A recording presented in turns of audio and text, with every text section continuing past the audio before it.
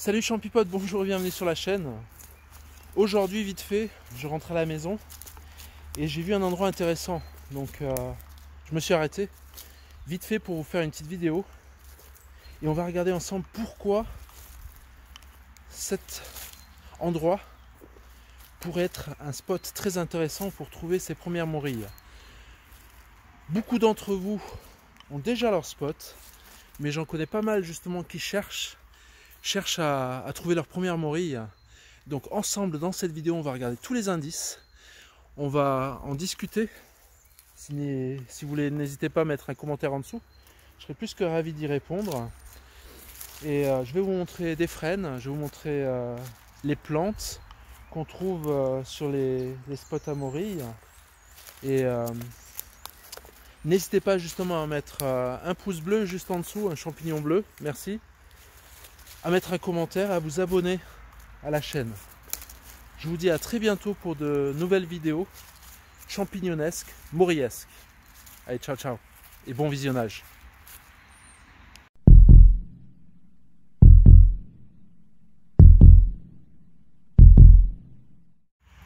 Une des premières choses que j'ai vues quand je suis arrivé ici justement, ce sont ces petites pézises. Alors j'ai fait une vidéo auparavant.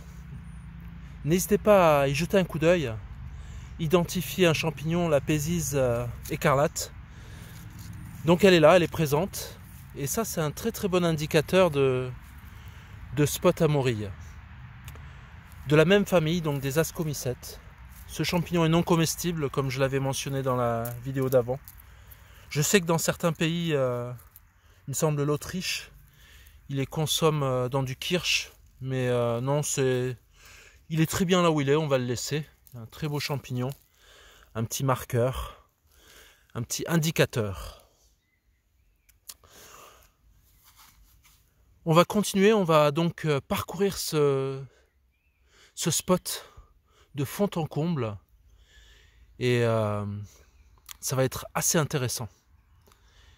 N'hésitez pas, si vous voulez prendre des notes, dans votre tête, une bonne opportunité pour aller à l'assaut de spots potentiels, tout en gardant en tête que ne faut pas piétiner les endroits trop tôt. Moi je fais super attention, mais ouais, donc cherchez vos ruisseaux une fois de plus et on se prépare timidement, tranquillement. La saison est courte pour les morilles.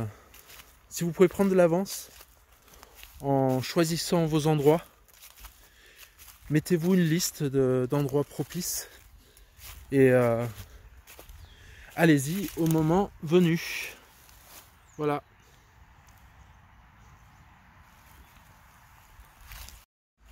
Alors du bord de la route, j'ai vu cet endroit très intéressant et je voulais le partager avec vous.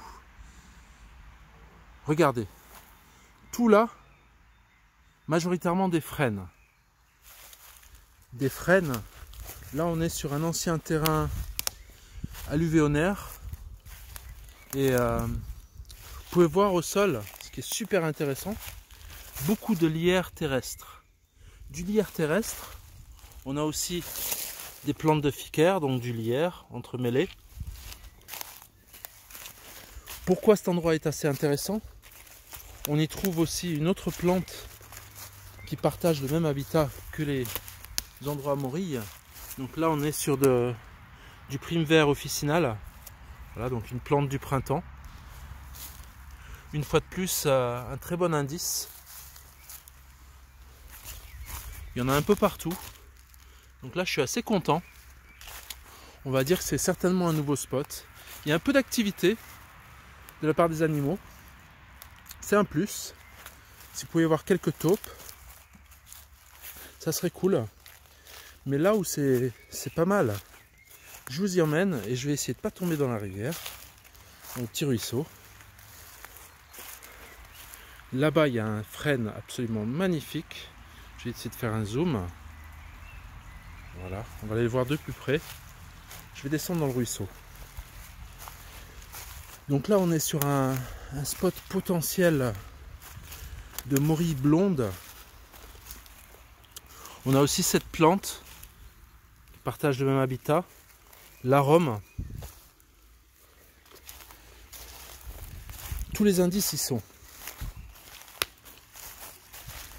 Les frênes n'ont pas l'air trop malades. Parce qu'ici en Alsace, on a un souci, c'est que on a la chalarose. Allez, on descend. On va dans le ruisseau. Ça aussi, c'est un autre moyen de trouver ces spots à morilles. Il ne faut pas avoir peur d'aller carrément dans les ruisseaux. Mettre les bottes, mettre les waders. Et c'est comme ça, justement, sur les petites berges, sur les bords du ruisseau, que vous pouvez trouver vos premières morilles. Alors, devenir un chasseur de morilles. Il n'y a rien de sorcier. Il faut beaucoup sortir, il faut se promener, il faut observer la nature, prendre des notes, regarder les plantes, regarder les arbres, le terrain. Donc il faut chercher du terrain calcaire ou du terrain alluvionnnaire, jurassique. Donc calcaire, c'est le plus important. Regardez, encore des plantes qui me plaisent. Donc la prime vert est là, juste là. Vous avez un avantage par rapport à celui qui a eu les spots à morilles par ses parents ou ses arrière-grands-parents, ses grands-parents. C'est que vous n'en avez pas du tout et vous allez en trouver plus. Car vous allez vous démener. Vous allez observer la nature. Prendre des notes. Là, je vous montre ce frêne. Ce frêne magnifique. Voilà. Là, je viendrai y chercher dans les racines. Quand le moment sera venu. Alors, pourquoi les frênes? Vous allez me demander. Alors, les frênes ont une sève sucrée. Et les morilles, elles apparaissent au printemps, au moment où la sève remonte. Elle remonte, donc la moindre blessure... La morille aime justement le sucre. Je vais essayer de pas m'enfoncer là. C'est kiff kiff. Ah. On va aller sur le bord. Vous voyez ce que vous me faites faire? Hop là. Mais bon. Je vais pas m'avancer plus parce que là il doit y avoir un endroit assez profond. Alors les arbres sont là. Je vais prendre le bord. On va prendre le bord. J'ai envie de vous montrer ce que c'est qu'un joli spot. Hop là. Prendre le tour. Regardez. Là-bas, c'est que du frêne. Au bout de mon doigt, c'est que du frêne, tout ça là-bas. Donc il doit y avoir de belles racines apparentes. Les frênes viennent chercher l'eau. Les morilles, ça aime l'eau. Ça va profiter de ce terrain. Et on va se faire plaisir. Alors je compte sur vous pour trouver votre première morille. Si vous n'en avez jamais trouvé grâce à ces conseils, je vais en faire d'autres petites vidéos où ensemble on va regarder les différents indices d'un spot. Il faut sortir, il faut se promener. Les bords de ruisseaux sont très intéressants pour les spots à morilles. Là, il y a un petit pivert qui a dû se faire plaisir. On va regarder si on arrive à voir. Juste là. On est en fin de journée. Le soleil commence à tomber. On va regagner l'autre bout du ruisseau. Puis il n'y a rien de plus paisible que d'entendre le bruit de l'eau.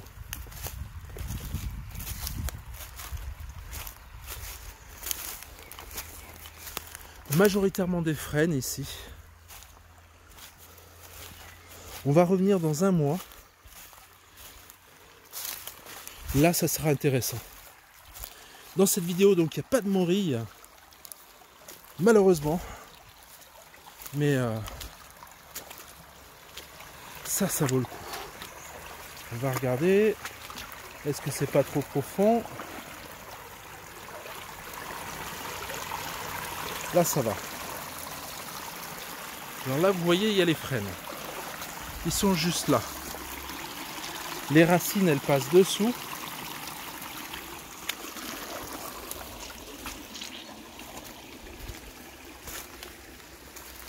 on va marcher sur cette branche.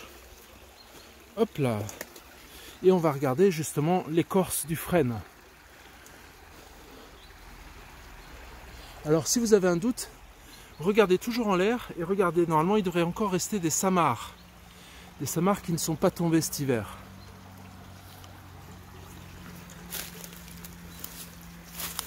Je vais regarder si j'en vois. Malheureusement, il n'en reste pas. Mais cet endroit est absolument magique. Là j'en vois en l'air, mais vous n'arrivez pas à voir. Là vous voyez qu'il y a plein de petits points noirs en fait. Il reste des samars, très très haut.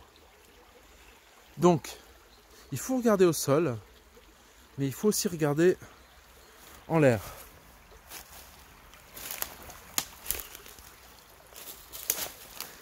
C'est clair, il y a beaucoup de choses à prendre en compte.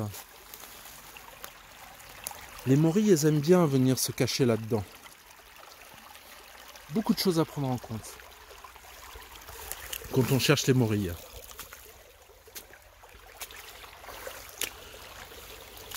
On va continuer notre périple sans se casser la figure.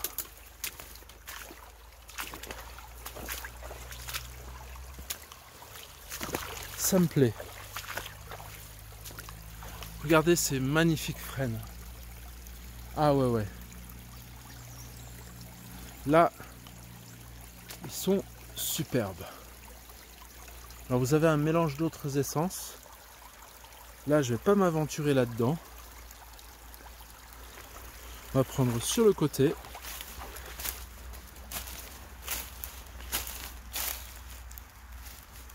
Voilà.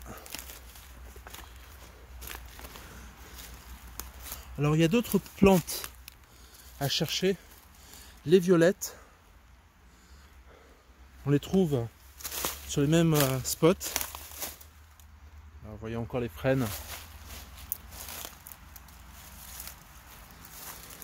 Vous avez les jonquilles, l'apparition des jonquilles qui annonce le printemps. Hein.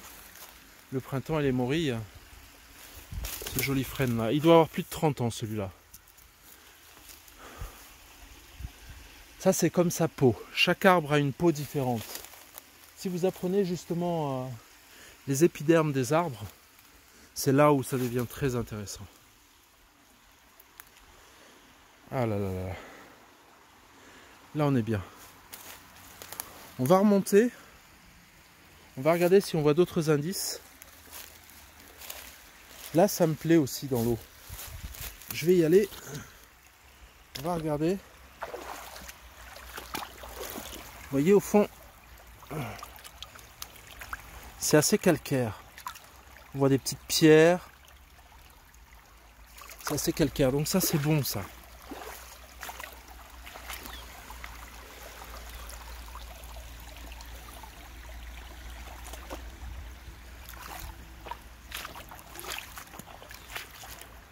J'espère que cette petite vidéo rapide vous aura plu. Vous aura donné quelques petits conseils, quelques secrets de chasseurs de morilles. Mais le seul secret, c'est qu'il faut chercher. C'est un peu de travail, mais ça vaut le coup. C'est une sacrée récompense d'avoir ces spots à morilles. Si vous avez le temps de partir en prospection, regardez les ruisseaux autour de chez vous. Les arbres ou les forêts où il y a majoritairement du frêne. L'exposition aussi. Alors sachez que la morille aime bien la lumière, la chaleur.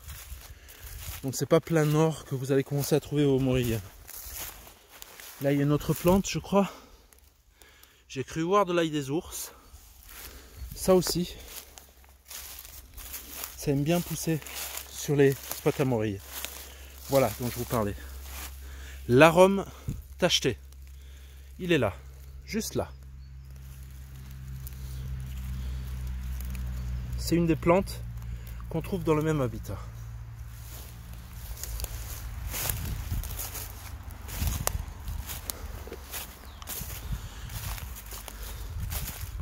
Je vous dis à très bientôt pour de nouveaux épisodes mycologiques.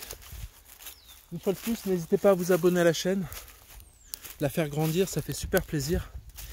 Et puis, bonne chance dans vos recherches de spots à Morille. Ciao, ciao.